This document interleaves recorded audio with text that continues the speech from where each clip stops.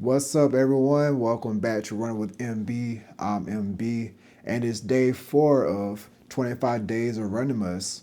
And we've covered a structure, speed intervals.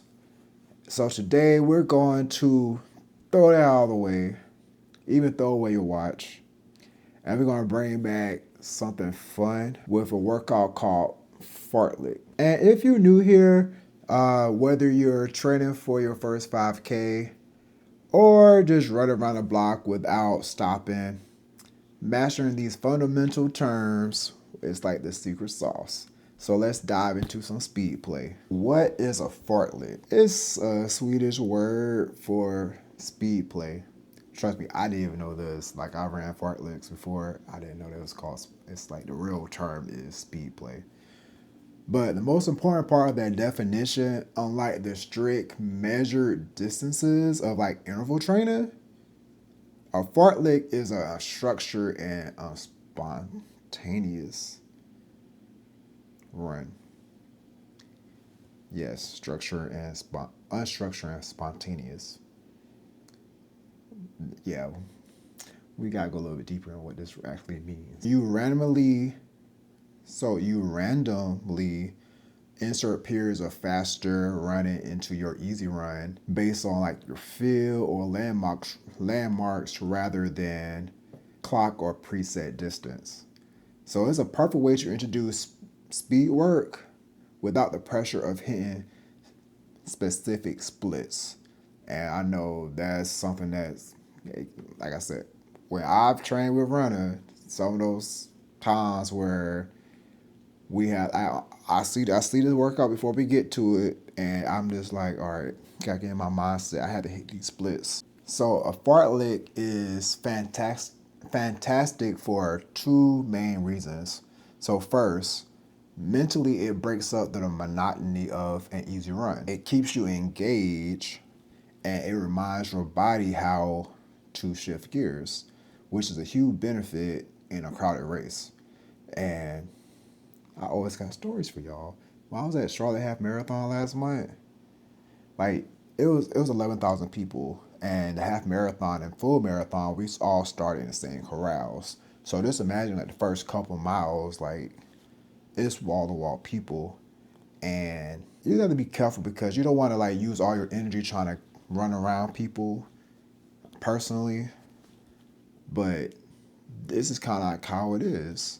Like you may have someone slow, you finally get around them, and then you got people going faster, so you try to match it with them. But like I said, it's unstructured and spontaneous. And secondly, physically, because the effort is spontaneous, it trains your body to recover while running. You basically giving yourself a slight bump in intensity, but the recovery is active, and it's active and immediate. So you're improving your running economy and your ability to switch paces efficiently, and which is it's very like good training. I know for me, I believe when I have fartleks, it's like, you know how in interval training you might run like a certain pace, then you come off. You run a certain pace, you come off. Fartlek, you're running a certain pace, but the off is it's not that much slower. It may be like 15, 20, 30 seconds slower. I know when I was doing that, and it's like your on-offs are pretty much similar, but I had to teach my body that when I'm off just a little bit, I need to recover so I can hit that back on effort. So essentially, this bridges the gap between those purely easy runs and those tough structured speed days. How do you do it? After your warm up, remember, warm up 15, 20 minutes, mile, 3 miles. We don't, you know what your warm up is, or if you follow the plan, just follow the plan. So after you do your warm up, you can simply just pick like a visual landmark and run hard to it. That's it. Maybe you sprint the next street light, Maybe you accelerate to the mailbox, or perhaps you run fast until that big oak tree in the middle of yonder. Or if you like me who like listen to music while you run, just follow the music. Have one song, run hard that song, and then pull back on the next song. So once you hit that landmark, you slow down to a recovery jog or walk. Don't forget you can always walk until you feel ready to pick that next landmark.